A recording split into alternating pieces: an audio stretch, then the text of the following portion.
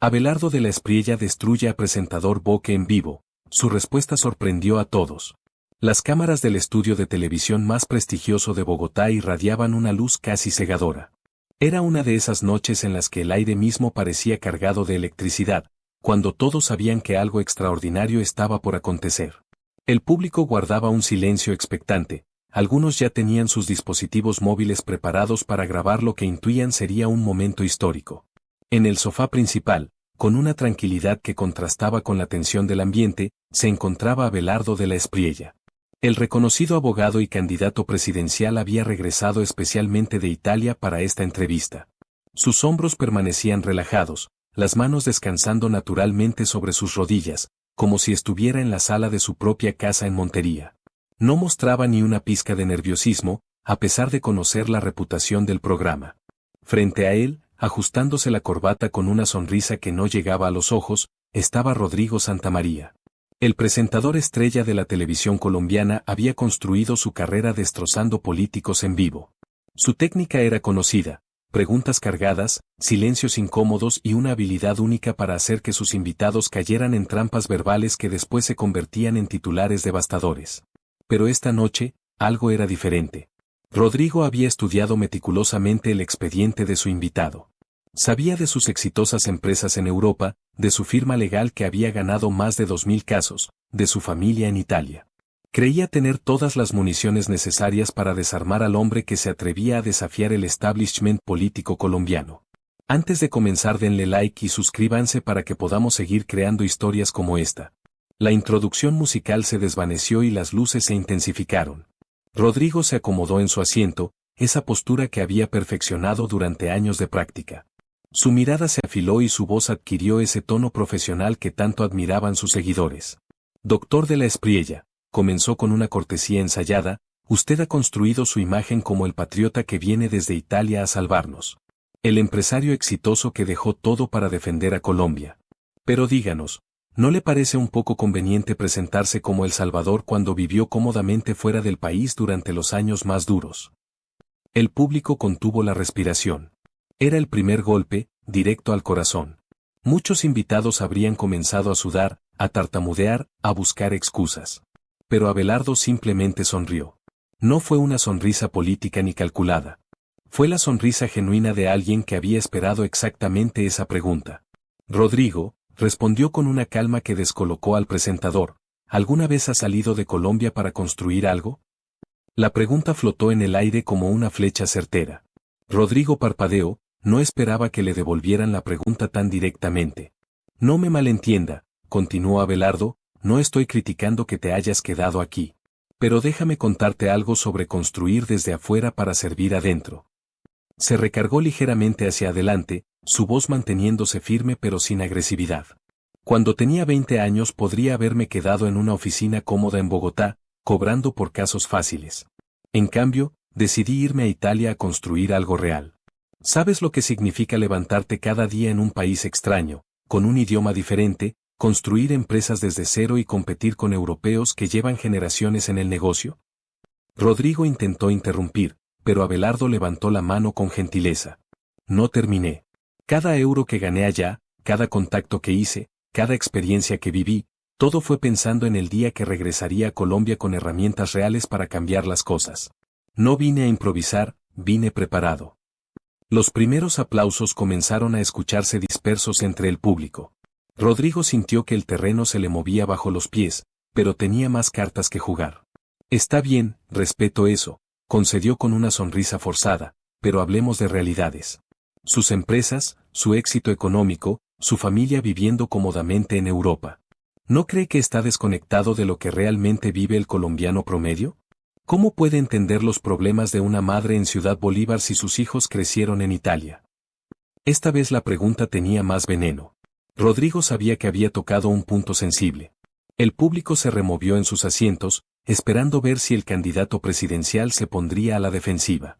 Abelardo guardó silencio durante varios segundos. No era nerviosismo, era el silencio de alguien que está decidiendo cuánta verdad revelar. Cuando habló, su voz tenía una gravedad nueva. Rodrigo, ¿tú crees que el sufrimiento se mide por la cuenta bancaria? La pregunta cortó el aire como un cuchillo. Incluso las cámaras parecieron acercarse instintivamente. Mis hijos, Lucía, Salvador, Filipo y Francesca, saben más sobre Colombia que muchos niños que nacieron aquí. ¿Sabes por qué? Porque en nuestra casa nunca se habló de Italia como nuestro hogar. Siempre fue temporal. Siempre fue el lugar donde papá trabajaba para prepararse para volver a servir a su patria. Su voz se hizo más intensa, pero mantuvo la calma. ¿Y esa madre de Ciudad Bolívar que mencionas, sabes qué necesita? No necesita que yo haya pasado hambre para entender su dolor. Necesita que tenga las herramientas, las conexiones, la experiencia internacional para traer inversión real a su barrio. Necesita que sepa cómo funciona el mundo para que Colombia pueda competir en él. Los aplausos esta vez fueron más fuertes, más sostenidos. Varios asistentes se pusieron de pie.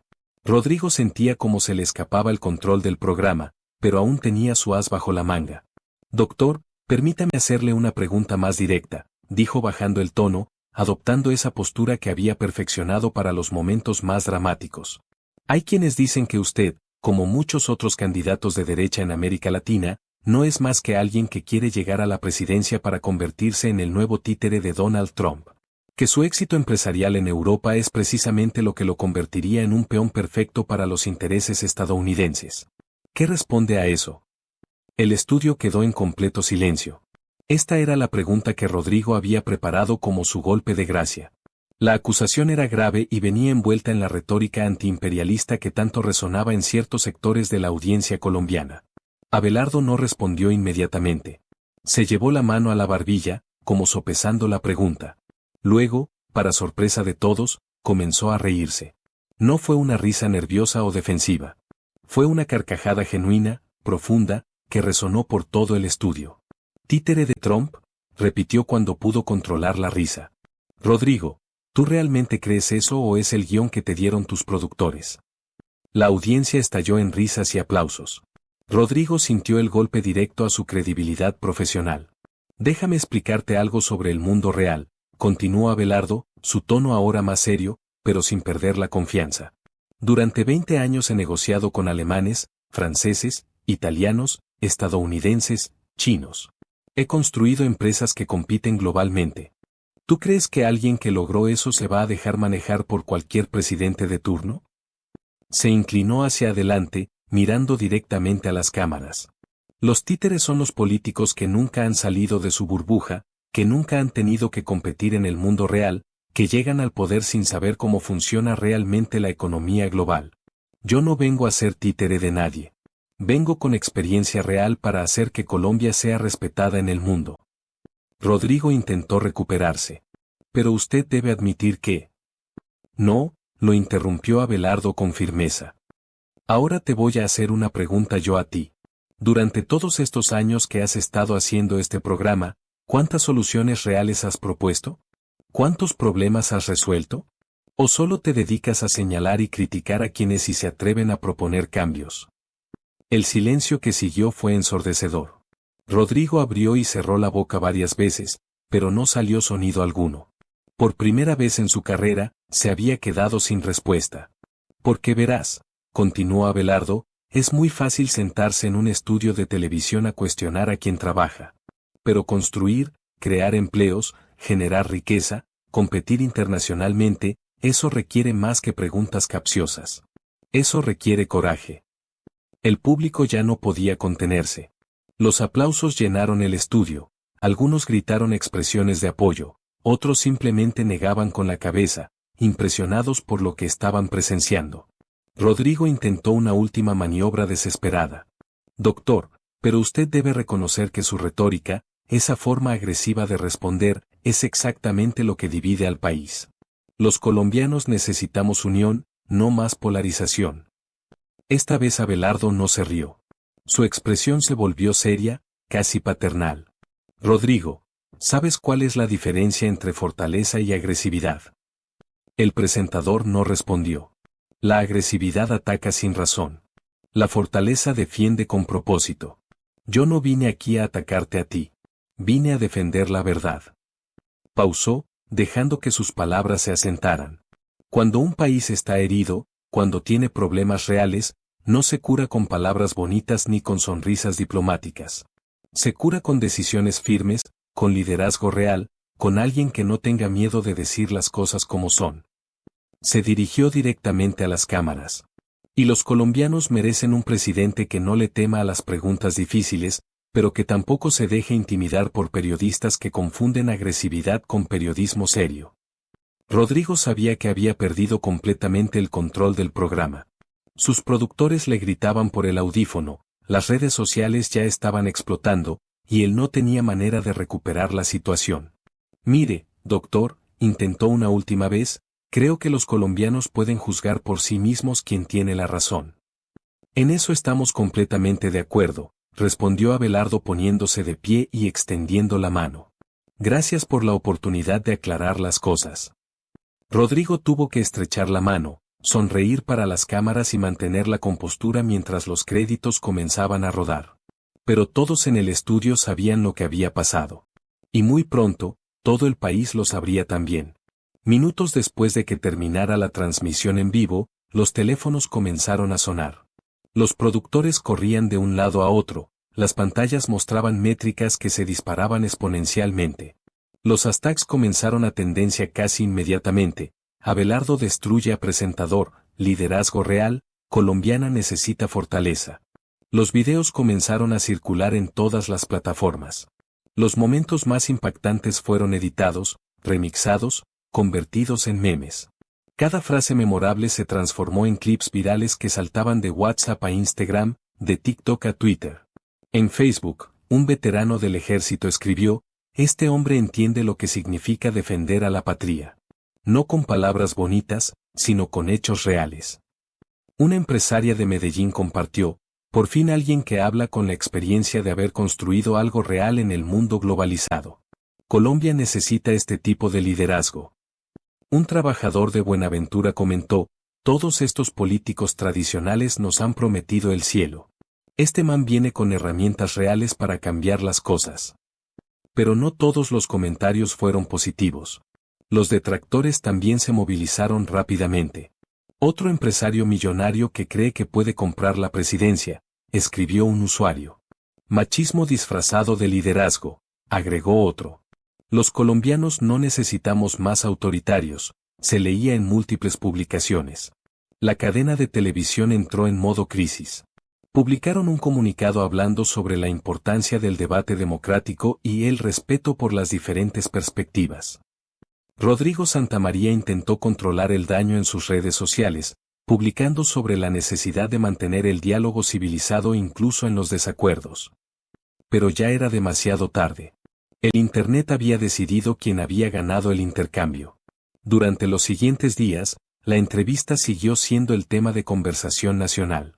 Los noticieros la analizaron desde todos los ángulos posibles. Los programas matutinos trajeron panelistas para debatir cada intercambio. Los podcasters la diseccionaron palabra por palabra. Algo inesperado comenzó a suceder. Las personas que realmente conocían el significado del trabajo duro comenzaron a pronunciarse. No eran influencers ni políticos de carrera. Eran colombianos comunes que vieron en Abelardo algo que había estado ausente de la política nacional durante mucho tiempo, autenticidad respaldada por resultados reales.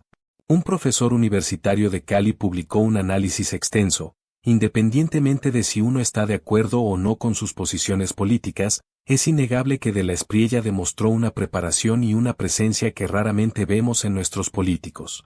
Su experiencia internacional no es una desventaja, es exactamente lo que Colombia necesita para competir en el siglo XXI. Una madre soltera de Cartagena subió un video que se volvió viral, yo trabajo 2 empleos para sacar adelante a mis hijos. No necesito que el presidente haya sido pobre para que me entienda. Necesito que tenga las herramientas para crear oportunidades reales para gente como yo. El impacto se extendió más allá de las redes sociales. Las encuestas comenzaron a mostrar movimientos significativos. Los números de la Espriella subieron considerablemente, especialmente entre votantes que previamente se declaraban indecisos. Empresarios que antes habían sido cautelosos comenzaron a expresar su apoyo públicamente. Organizaciones de comerciantes hicieron pronunciamientos. Incluso algunos sindicatos comenzaron a reconsiderar sus posiciones, impresionados por el enfoque pragmático que había mostrado durante la entrevista. Pero también hubo reacciones negativas organizadas. Grupos de izquierda comenzaron campañas para desprestigiar sus empresas europeas. Investigadores autoproclamados comenzaron a escarbar en su pasado, buscando cualquier conexión que pudiera ser utilizada en su contra. El gobierno de Gustavo Petro también reaccionó, aunque de manera indirecta. En sus próximas apariciones públicas, el presidente comenzó a hacer referencias a empresarios que se enriquecieron fuera del país mientras Colombia sufría y candidatos que representan los intereses del gran capital internacional. Una semana después de la entrevista, Abelardo finalmente rompió el silencio. No fue en una rueda de prensa ni en redes sociales. Fue durante una visita a una escuela pública en Soacha, cuando un periodista local le preguntó sobre el momento viral. Mire, hermano, respondió mientras se quitaba el saco y se arremangaba la camisa para ayudar a los estudiantes con un proyecto de huerta escolar. Yo no estaba tratando de crear un momento viral. Solo estaba siendo honesto sobre lo que Colombia necesita. El periodista insistió sobre si había esperado una reacción tan grande. Abelardo se encogió de hombros mientras plantaba una semilla junto a una niña de 8 años. Llevo 30 años trabajando. La gente siempre se sorprende cuando alguien habla con la verdad y tiene los resultados para respaldarlo. Pero el verdadero cambio apenas comenzaba. El programa de Rodrigo Santamaría comenzó a perder audiencia de forma notable. Su cadena lo movió discretamente a un horario menos prominente.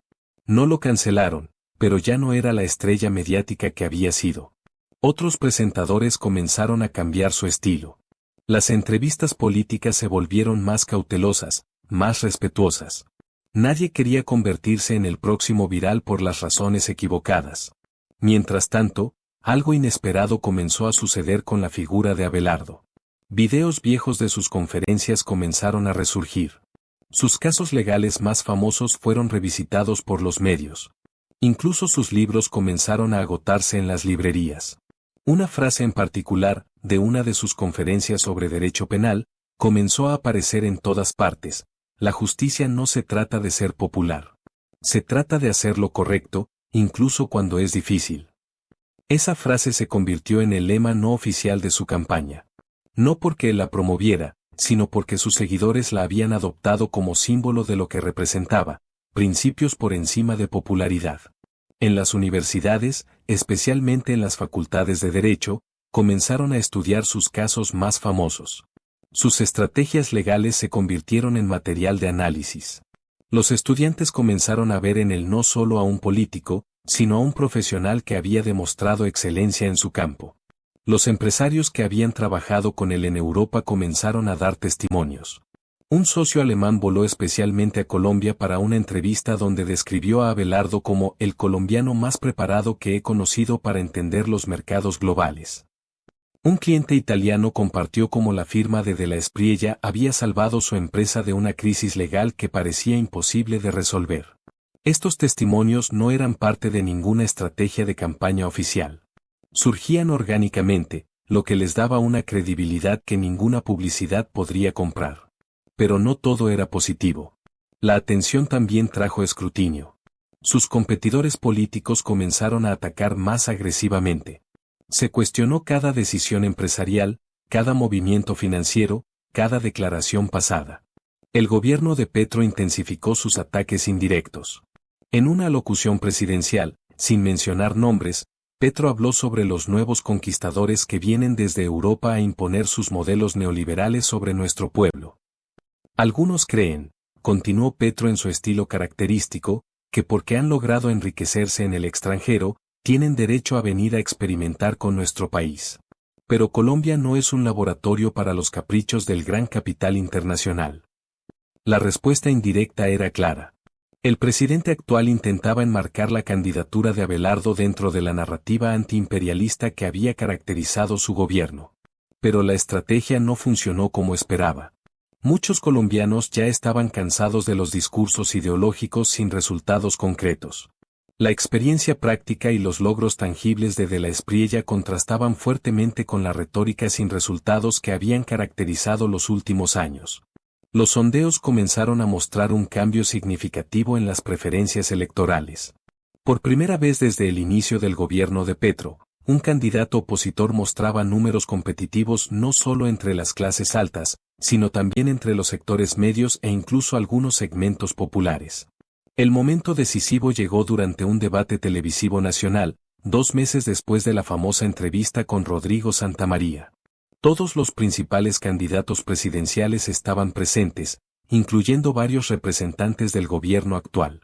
Cuando le llegó el turno de hablar sobre economía, Abelardo no presentó cifras abstractas ni promesas vagas. Habló específicamente sobre los contratos que podría traer desde Europa, las inversiones concretas que estaban dispuestas a hacer empresas internacionales y Colombia mostraba estabilidad jurídica, los mercados específicos que se abrirían con las conexiones correctas. No vengo a prometerles el cielo, dijo mirando directamente a las cámaras. Vengo a mostrarles el trabajo que ya está hecho para llegar allá. Sus rivales intentaron atacarlo con las mismas líneas que habían usado durante meses: elitismo, desconexión con la realidad colombiana, representación del capital extranjero. Pero ya no funcionaba. El público había visto su autenticidad, había escuchado su preparación, había entendido que sus propuestas venían respaldadas por experiencia real. Al final del debate, las encuestas instantáneas mostraron que había ganado por un margen considerable. Pero más importante que los números fue la sensación general: por primera vez en mucho tiempo, Colombia tenía un candidato que combinaba principios claros con competencia probada. La campaña entró en su recta final con un momentum que nadie había anticipado. Los mítines de Abelardo comenzaron a llenarse no solo de empresarios y profesionales, sino de familias trabajadoras, estudiantes universitarios, comerciantes, incluso algunos sindicalistas que habían decidido que el pragmatismo era más importante que la ideología. Su mensaje se había simplificado y clarificado: Colombia necesita competir en el mundo. Yo sé cómo hacerlo porque ya lo he hecho. 3 días antes de las elecciones, en su último mitin en la Plaza de Bolívar, frente a más de 50.000 personas, Abelardo pronunció el discurso que muchos considerarían el cierre perfecto de una campaña improbable. Hace un año, comenzó, muchos me decían que no tenía posibilidades. Que Colombia no estaba lista para un outsider. Que la gente preferiría las promesas familiares sobre los resultados desconocidos. La multitud guardó silencio, colgada de cada palabra. Pero ustedes me han demostrado que los colombianos sí estamos listos para el cambio real. No el cambio de discursos, sino el cambio de resultados. No el cambio de ideologías, sino el cambio de competencia. Los aplausos comenzaron, pero él levantó la mano pidiendo silencio. Si me dan su confianza el domingo, no les prometo que será fácil. Les prometo que será real. No les prometo milagros. Les prometo trabajo serio. No les prometo que todos estarán contentos con todas las decisiones. Les prometo que todas las decisiones se tomarán pensando en el bien de Colombia. Pausó, mirando la multitud que se extendía hasta donde alcanzaba la vista. Y si hay algo que esta campaña ha demostrado, es que cuando los colombianos escuchan la verdad, cuando ven preparación real, cuando sienten autenticidad genuina, saben reconocerlo.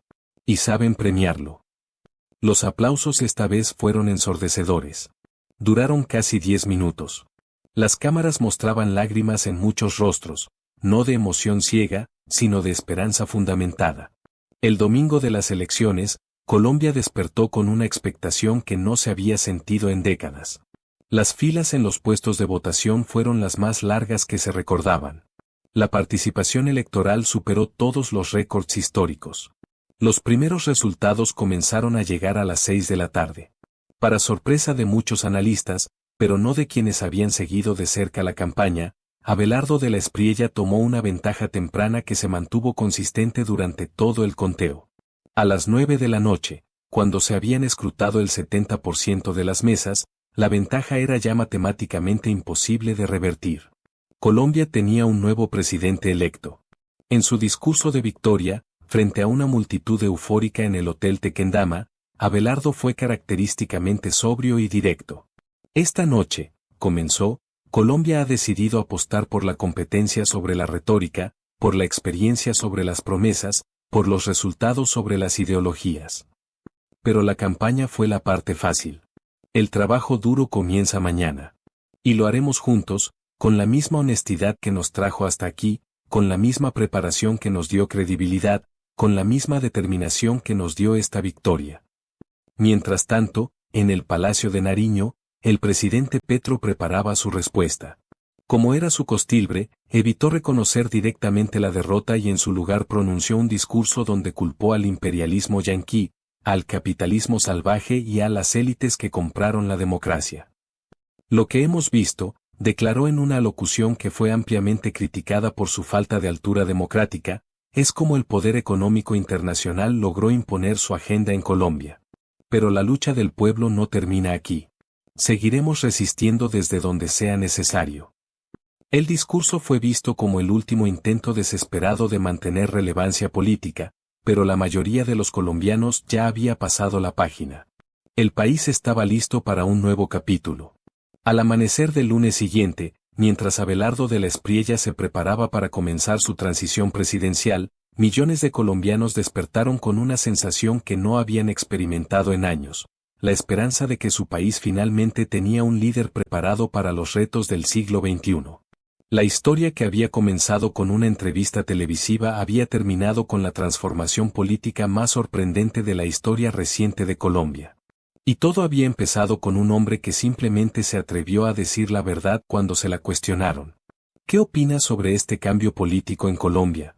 ¿Crees que la experiencia internacional realmente prepara mejor a un líder para gobernar en el mundo globalizado? Déjanos tu comentario y cuéntanos qué piensas sobre esta victoria que nadie vio venir. Y así llegamos al final de esta historia. Quiero agradecerte de corazón por acompañarme hasta aquí, por dedicar tu tiempo y atención a este contenido.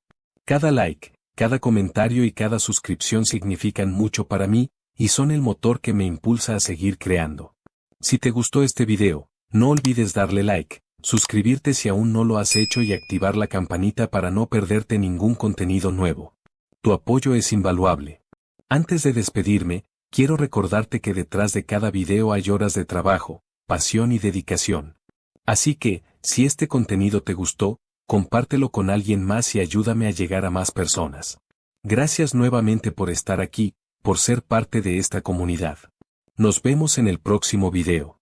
Hasta pronto y bendiciones.